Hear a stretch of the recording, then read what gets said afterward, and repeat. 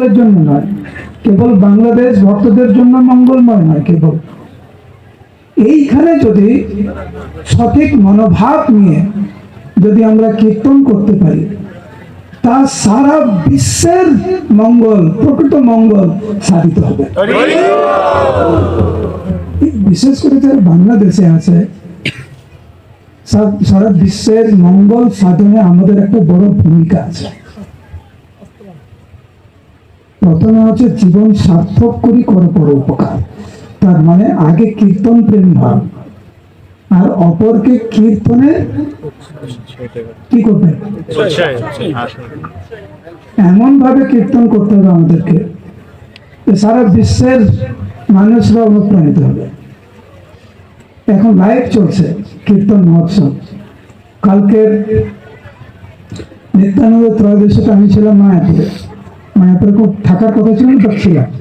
যাই হোক, সন্ধ্যা আরতির পরে আমাকে বলা হয়েছে কীর্তন করতে। আমি কীর্তন করছি, কীর্তন করার পরে আমার কীর্তন শেষ, আমার পিছনে যারা গাইবেন তারা খুব বিখ্যাত গায়ক কীর্তনিয়া। তো আমি বললাম যে আমি হচ্ছে আগামীকাল খেতুরি ধামে যাচ্ছি কীর্তন করার জন্য, এবং আপনাদেরকে আগামী বছর আমি নিমন্ত্রণ জানাচ্ছি। ওনারা বললেন যে আপনি যদি বলেন আমরা কালকে সকালেই যাব, কিন্তু ওনারা ভারতীয় নন, বিদেশি, ভিসা লাগবে বলছেন। আমার জীবনের একটা স্বপ্ন খেতুরি ধামে গিয়ে কীর্তন করা। এটা যে কোনো কীর্তনীয় স্বপ্ন, যে কোনো ভক্তের স্বপ্ন। আপনারা হয়তো ভাবছেন যে কীর্তনিয়া কে, এখন কে গাইবে, কে গাইবে এখন? ভুল, এইটা ভুল একটা চিন্তাধারা যারা কীর্তন করেন। হ্যাঁ, প্রথম হরে কৃষ্ণ আমি গাইব, দ্বিতীয় হরে কৃষ্ণ কে গাইবে, জোরে কে গাইবে? তারপরে আপনারা যখন গাইবেন তারপরে তো কে গাইবে? কীর্তনিয়া কে? এইটা হচ্ছে আমরা ঐক্যবদ্ধ ভাবে ভগবানের সন্তুষ্টি বিধানের জন্য, কেবলমাত্র ভগবানের সন্তুষ্টি বিধানের জন্য, মহাপ্রভুর সন্তুষ্টি বিধানের জন্য আমরা কীর্তন করব। বাস, এই মনোভাব নিয়ে আমরা এখন কিছুক্ষণ কীর্তন করব। তারপরে আমি ভুলে গেছি আরো দুইজন কীর্তনী আছে আমার পরে, ওই জন্য আমি আজকে অল্প একটু গাই, কালকে অনেকক্ষণ ধরে গাইব। কালকে তো আমি তো আজকে আসার কথা ছিল অনেক সকালবেলা, এসেছি অনেক পরে, মায়াপুর থেকে আসতে 12 ঘন্টা লেগে গেছে।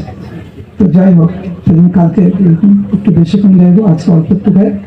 কিন্তু আমার অনুরোধ, আবার জিজ্ঞাসা করছি, কে গাইবেন এখন? শুনতে পাচ্ছে না তো কেউ দয়া করে চুপচাপ বসে থাকবেন, শ্রবণ করুন, তারপরে কীর্তন করবেন। আপনারা যখন কীর্তন করবেন তখন আমি শ্রবণ করব, আমি যখন কীর্তন করব তখন আপনারা শ্রবণ করবেন। এটা তো শ্রবণ কীর্তন। আমরা সবাই ঐক্যবদ্ধ ভাবে এখন নরোত্তম দাস ঠাকুরের মাধ্যমে যে বিধান দিয়েছেন শ্রীমন মহাপ্রভু, সেটাকে এখন আমরা চেষ্টা করব আমাদের আশীর্বাদ নিয়ে কীর্তন করার জন্য। হরে কৃষ্ণ। দুই হাত তুলুন, সবাই দুই হাত তুলুন, বলুন গৌরাঙ্গ গৌরাঙ্গ। প্রসাদ পেয়েছে? হরিবট একটু জোরে হয়েছে, গৌরাঙ্গ জোরে, গৌরাঙ্গ গৌরাঙ্গ জোরে বলুন, জোরে, গৌরাঙ্গ গৌরাঙ্গ গৌরাঙ্গ। জয় নিতাই।